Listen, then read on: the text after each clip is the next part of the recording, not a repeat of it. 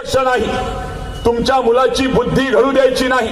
Abraham Lincoln सांगायचे, एखादा देश जर 10 वर्षासाठी संपवायचा असेल तर छोटा मोठा बॉम्ब टाका. एखादा देश जर 50 वर्षासाठी संपवायचा असेल तर तिथं मोठा बॉम्ब टाका. एखादा देश जर 100 वर्षांसाठी संपवायचा असेल तर तिथं अणुबॉम्ब टाका, म्हणजे हिरोशिमा नागासाकी होईल. एखादा देश जर 150-200 वर्षांसाठी तुम्हाला अपंग करायचं असेल तर तिथं एखादा बायोलॉजिकल वॉर करा, म्हणजे एखादा व्हायरस सोडा. आणि अब्राहम लिंकन सांगायचे, एखादा देश जर तुम्हाला पूर्णतः निस्तनाभूत करून गुलाम करायचा असेल तर तिथली शिक्षण व्यवस्था खिळखिळी करून टाका, म्हणजे एकदा का तुमच्या पोरांना वैचारिक विकलांगता आली म्हणजे तुमची मुलं बोलणार नाही. ये आपको सब कुछ फ्री में देंगे. हे तुम्हाला कामगार कल्याणच्या पेट्या फुकट देतील, 1500 रुपये फुकट देतील, साड्या फुकट देतील, तुमच्या हातावरती मेंढ्या काढून देतील. हे नाही ते करतील, फुकट देतील. लेकिन बाबा साहब कहते थे कि ये आपको सब कुछ फ्री में देंगे लेकिन एक बात फ्री में नहीं देंगे, वो है शिक्षा. नाही, तुमच्या इकडे कार्यक्रम झाला काय गिरीश साहेब? म्हणजे मला तर हे टेक्नॉलॉजी समजत नाही. तिकडे मोदी साहेबांनी स्पेस टेक्नॉलॉजी केली, म्हणजे स्पेस टेक्नॉलॉजीचा रस्ता तयार केला की त्याच्यात गाडी गेली की खाली जाते. मग मला एक जण विचारे, का बा हे स्पेस टेक्नॉलॉजी म्हणजे काय आहे? मोदी साहेबांनी स्पेस टेक्नॉलॉजी सांगितली, गाड्या तर खाली चालल्या. अरे म्हटलं तसं नाही, गड्ड्यात गेला की माणूस वरच जाते. तुमच्या नागपूरमध्ये सुद्धा हेच प्रकार चालू आहे. व्यवस्थितरित्या अदानी साहेबाचं सिमेंट घ्यायचं, ते गडकरी साहेबाला लावायचं आणि ते आपल्या बोकांडीवर बसवायचं, म्हणजे या सगळ्यांच्या वजनासारखं आपल्यावरती भारत असतं ते होईल. घरात पाणी जाईल, घरात नाही आमच्या नाकात पाणी चाललं. आता काही तिकडच्या एका भागामध्ये मी गेलो होतो, म्हटलं आजी हा रस्ता तर म्हटलं लयच ठेंगणा झाला. बाबू म्हणे शिल्याप लेवलला आणला म्हणे येईन. म्हटले असं काऊन केलं? ते तसं नाही म्हणे, यायचं गणित आलं काय म्हणे. पहिले त्याला खड्डा दिसते, मग ते त्याच्यावर रस्ता बांधतात, मग त्या रस्त्यावर ते खड्डा करतात, मग त्याच्यावर रस्ता बांधतात, मग रस्ता चांगला दिसला की डबल त्याच्यावर खड्डा करतात, फोडतोड करतात, त्याच्यावर पूल बांधतात. मग त्याला वाटते की पूल नव्हता पाहिजे, इथं रस्ताच पाहिजे होता, मग डबल तो पूल पाडतात, मग रस्ता बांधतात. मग त्याच्या ध्यानात येते की नाली बांधली पाहिजे, मग रस्ता फोडतात, मग नाली बांधतात, मग बाजूला डबल रस्ता बांधतात. हे असे सगळे धंदे करून सिमेंटचा सगळा पैसा याच्या घरात नेतात. चहापेक्षा कॅटली गरम, चहापेक्षा कॅटली गरम. त्याची भाषण ऐकली की आम्हाला इतकं गमे. मला तर इतकी खुशी झाली की आमच्या अमरावती पासून तर अकोल्यापर्यंतचा रस्ता 24 तासात, Guinness book of world record बातम्या, अकोला अमरावती रस्ता 24 तासात पूर्ण, गडकरी साहेबांचा विक्रम. म्हटलं क्या बात आहे, जाऊ म्हटलं पाहिले. वावरात होतो, फवारा गिवारा मारणं झाला, मग निघालो. 24 तासात जो रस्ता तयार झाला होता 23 तासात त्याला भेगा पडल्या होत्या. तर मी गिनीज बुक वाल्याला मला फोन करा वाटे, पण माझ्याजवळ नंबर नव्हता. तर गिनीज बुक वाल्याला मला असं सांगायचं होतं की 24 तासात रस्ता बनला याचा रेकॉर्ड झाला, पण 23 तासात भेगा पडल्या याचा सुद्धा रेकॉर्ड नितीन गडकरींच्या नावावर करा. अरे चंद्रावरती यान पाठवायचं असतं तर 600 कोटीत जाते, आणि गडकरी साहेबांचा 1 किलोमीटर रस्ता 300 कोटीत होते. चंद्राचं किती किलोमीटर आहे? ते 600 कोटीत जाते. बरं 600 कोटी चंद्रयान वर जाते, शोधगीत घेऊन खाली वापस येते, कार्यक्रम ओके. पण गडकरी साहेबाचा फक्त रस्ता उद्घाटनाचा खर्च धरला नाही, तो खर्च रस्त्यापेक्षा जास्त आहे, आणि तो आपल्याच खिशातून आहे, तो आपल्याच बोकांडी वस्ती वापस. रस्त्याचा सुद्धा तुम्हाला विचार करावा लागेल. दुसरा विचार करावा लागेल तुमच्या पोरांच्या रोजगारांचा. हाताला काम दिलं, मेरे प्यारे भाई और बहनों, 2 कोटी रोजगार. हे पोट्टे हे 2-2 शिफ्ट करतात, एका एकाला 2-2 वेळा नोकऱ्या गेलाय. यायले काही म्हणजे खालीच ठेवत नाही मोदी साहेब. इतके रोजगार दिले की नागपूरचे पोरं खर्रा सोडून दुसरं काहीच काम करत नाही. देवा भाऊ चौकात बसून खर्रा खाऊ, पकोडे बेचणे का, कोण पकोडे बेचा, कोण विकायचे. आता मोदी साहेबांसारखी टेक्नॉलॉजी नाही, नालीत नळी टाकली की त्यातून गाय बाहेर निघेल, मग स्वयंपाक करीन. तुम्ही मोदी साहेबांकडून शिक्षण घ्या. तुमच्या नवऱ्याच्या मागे किटकिट लावसान नाही तुम्ही. काही नाही, बाजूलाच नाली आहे, थांब मी नळी टाकतो काढतोय तुम्ही गॅस. तुम्ही जरा शिकला होता ना.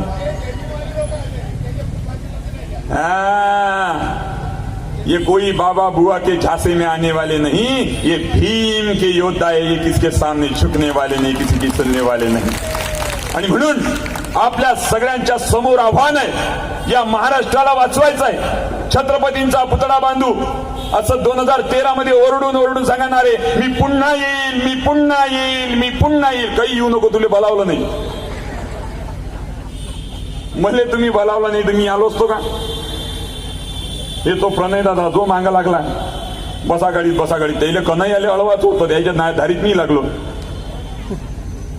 मले घेऊन आले. तर बोलावल्याशिवाय येऊ नाही. मग त्या दिवशी मी जे रॅली चालू होती त्रिमूर्ती नगरामध्ये, अशी बरोबर देवेंद्र फडणवीस साहेब पुढे चालले होते आणि मागे एक आजी फुलं टाकून राहिली. मग त्या आजीला विचारलं, आजी यानं ते तेल महाग केलं, डाळ महाग केली, सिलेंडर महाग केलं, त्या पोराचे रोजगार काढले, सगळं लुटून राहिला, तरी तू फुलं काऊन फेकून राहिली? त्या आजीनं उत्तर काय दिलं माहित आहे? ती आजी म्हणे, बाबू हे शेवटचे होत म्हणे.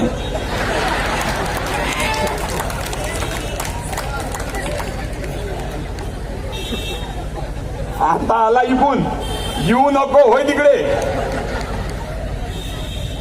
पण तसं काय माहित आहे का, टरबूज हे पीक काही महाराष्ट्रातलं नव्हे. महाराष्ट्रातलं पीक कोणतं आहे? आपली ज्वारी, संत्रा.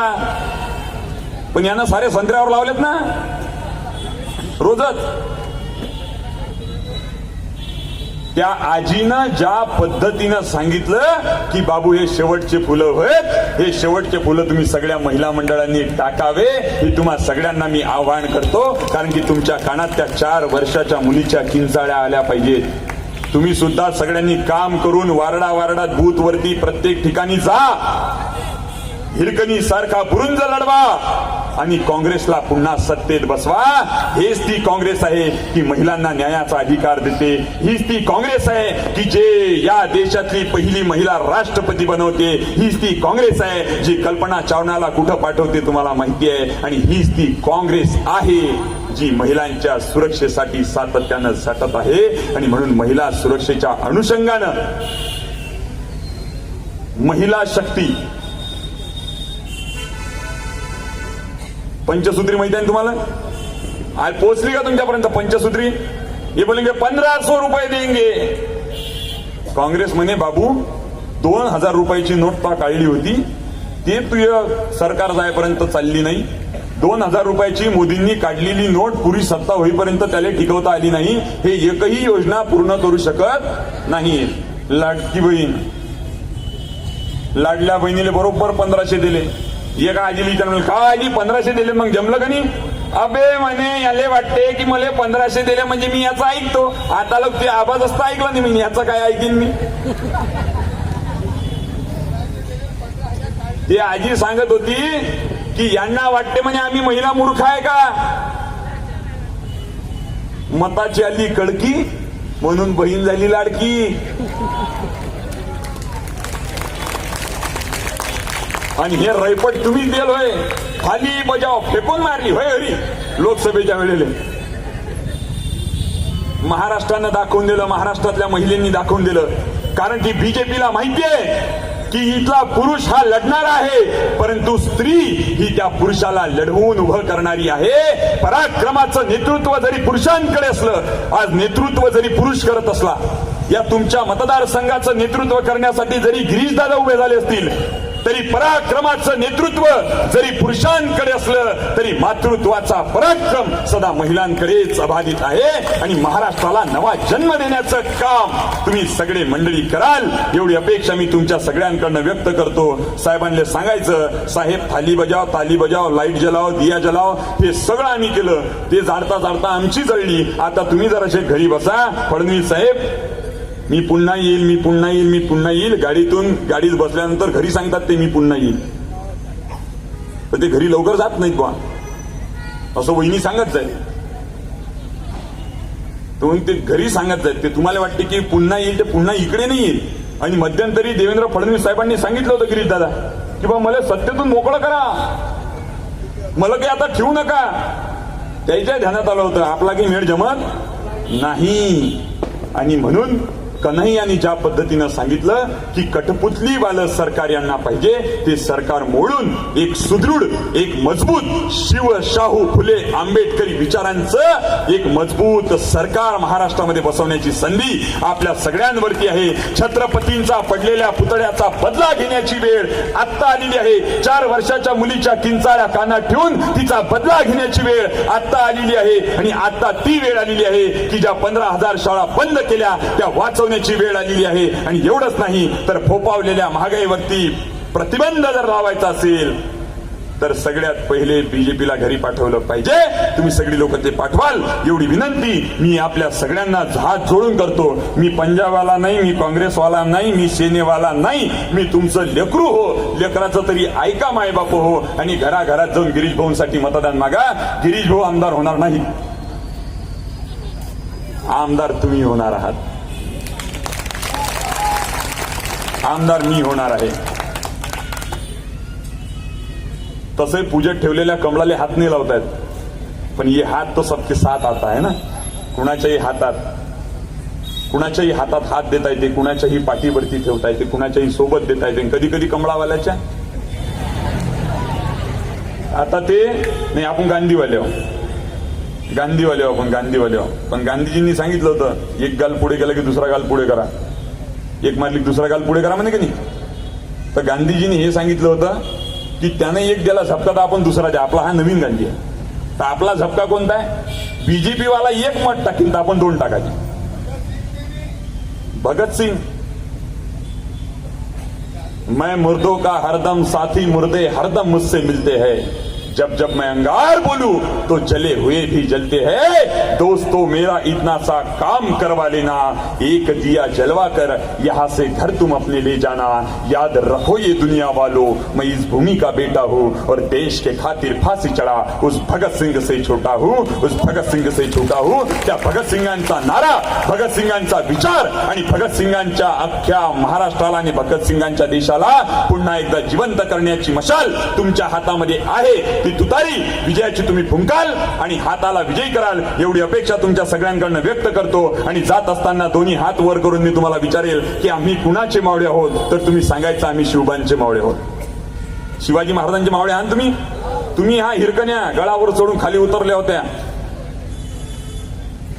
मी विचारेल आम्ही कुणाचे मावळे आहोत. स्टेजवर असणाऱ्या सगळ्यांनी हात वर करायचे. अरे आम्ही कुणाचे मावळे आहोत. हात बांधून उभे राहू नका. एकनाथ शिंदेचं नाव घेऊन नाही राहिलो मी. अरे एकनाथा जरा भान ठेवा, दिल्या भाकरीची तरी जाण ठेवा. ज्यानं भाकर वाढली त्याच्याच कंबळलाच लाच घातली. म्हणून शिवाजी महाराजांचं नाव घेऊन राहिलो. हात वर करा, नाही तर तसे आपले हात वरच आहेत. अरे आम्ही कुणाचे मावळे आहोत. कारण काका हात वर शिवाजी महाराजांचं नाव घेऊन राहिलो आम्ही. करा ना हात वर तर करा. माझ्यासाठी बा, शेतकऱ्याच्या पोरासाठी, तुमच्याच दोघांना म्हणून राहिलो मी. डॉक्टर बाबासाहेब आंबेडकरांचा. आणि आज डॉक्टर बाबासाहेबांनी जय शिवराय लिहायला सुरुवात केली होती. मी विचारेल की आम्ही कुणाचे मावळे आहोत. तुम्ही सांगायचं आम्ही शिवबांचे मावळे आहोत. अरे आम्ही कुणाचे मावळे आहोत. अरे आम्ही कुणाचे मावळे आहोत. आम्ही शिवबांचे मावळे. पान्हा जिजाऊ पाजते धमन्यातल्या रक्तामधून ही तुतारी वाजते. जिंकू पुन्हा 10 दिशा. ऐसे आम्ही जेथे असू आणि जेथे असू तेथे असू. आम्ही सदा विजेते असू. आम्ही सदा विजेते असू. आम्ही सदा विजेते असू. जय हिंद, जय भारत, जय संविधान. मला माहित आहेत ना बाबासाहेबांचे अनुयायी असं तसे थोडे राहतात. ते हुशारच राहतात. त्याला तारीखही माहित आहे. आणि तारीख कोण लक्षात ठेवली माहित आहे. आता समजा एखाद्याच्या लग्नाला जायचं नसलं तर पत्रिकाही ध्यानात ठेवत नाही माणूस. पण एखाद्याचा कार्यक्रम व्यवस्थित लावायचा असला तर तारीख लक्षात ठेवल्या जाते. या तारखेला आपल्याला बंदोबस्त करायचा म्हणजे करायचाच. पंजा निवडून आणायचाच. भयग्रस्त समाज झालेला आहे त्याला वाचवायचंच. आणि ते बाबासाहेबांचे अनुयायी आणि छत्रपतींचे मावळेच फक्त वाचवू शकतात. आपण सगळे ते वाचवाल एवढी अपेक्षा तुमच्या सगळ्यांकडनं व्यक्त करतो. आणि आदरणीय भारतीय राष्ट्रीय काँग्रेसचे अधिकृत उमेदवार आदरणीय गिरीश पांडव साहेब यांना प्रचंड बहुमतांनी तुम्ही विजयी कराल. किती नंबरचं बटन आहे आपलं. अरे क्या बात आहे. कोणी म्हटलं काय असं दाखवायचं फक्त. तुम्ही हे काय होय विजय आहे म्हणे आमचा आजच. 2 नंबरच्या बटनावर आमचा आधीच विजय आहे. आणि हे 2 नंबरचं बटन म्हणजे काय माहितीये की बीजेपीनं जेवढे काही 2 नंबरचे कामं केले त्याच्या छातीवरती बसण्यासाठी गिरीशदादांना आपण पाठवून राहिलो म्हणून 2 नंबर.